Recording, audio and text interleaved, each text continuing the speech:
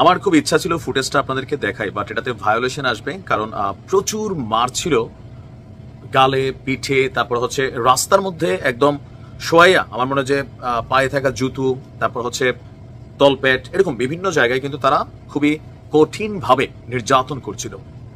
আর যাদেরকে নির্যাতন করছিল তারা হচ্ছেন জুলাই আগস্ট অভ্যুত্থানের সমন্বয়ক।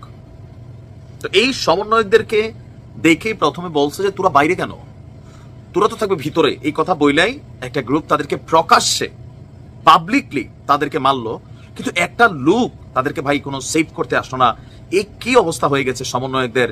তারা তো এখন বিভিন্ন জায়গায় যেভাবে পরিচয়বিহীন ভাবে তাদেরকে খুঁজে খুঁজে ধরে ধরে পিটানো হচ্ছে, তো মানে দিন কি সব বদলাই গেল। আর এই ঘটনার প্রেক্ষাপট কোথায়? গোপালগঞ্জে।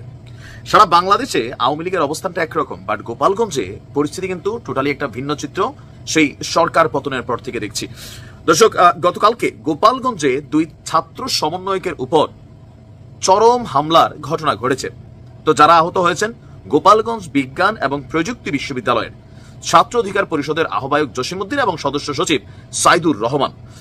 4টার দিকে শহরের SM মডেল সরকারি উচ্চ বিদ্যালয়ের সামনে আমরা দেখছি যে একটা গ্রুপ তাদের সাথে কথাবার্তা বলতেছিল। পরে আপনার এরকম কলারে ধরে তারা রাস্তায় নামাইয়াই উড়াধুরা একটা মাইর দিল, গাড়ি গেল, রিক্সা গেল, মানুষ রং চাইলো। তো সমন্বয়কদেরকে বাঁচাইতে কেউ আসতো না। মানে কেন আসলে গোপালগঞ্জে কি সমন্বয়ক দেখলেই মারছে, বা সমন্বয়ক শব্দটাই এখন আসলে এতটা অ্যালার্জেটিক হয়ে গেছে যে মানুষ মনে করে না ঠিকই আছে মনে হয় এরকম? যদি তাই না হইতো, এখনো ইউনূস সরকার ক্ষমতায় থাকতে সমন্বয়কদের এই পরিমাণ মাইর শুরু হয়ে গেছে।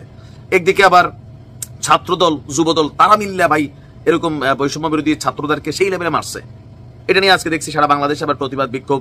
রাফি বলছে আজ সহযোদ্ধাদের বিরুদ্ধেই, সেই ছাত্রদল যুবদলের বিরুদ্ধে দাঁড়াইতে হচ্ছে। দেখেন, রাজনীতিটা আলাদা জিনিস।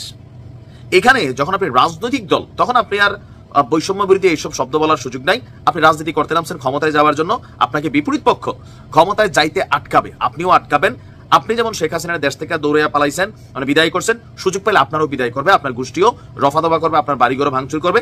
এটাই আমাদের রাজনৈতিক ট্রেন্ড হিসাবে আমরা এই 5ই আগস্টের পরও দেখছি, এর আগেও ছিল। সো পরিবর্তন এখানে জিরো।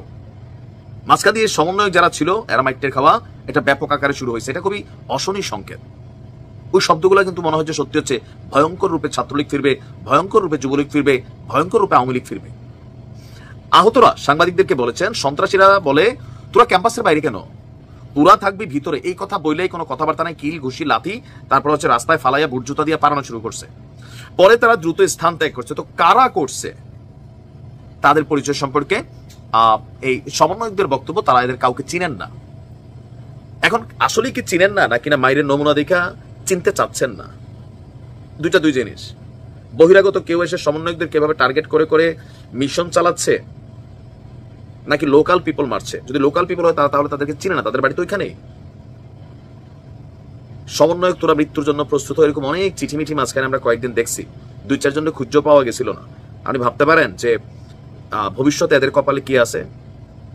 এখন যদি না চিনে তো মামলাটা কার বিরুদ্ধে হবে? অজ্ঞাতনামা। দেখা যাক কি হয়। ভালো থাকুন।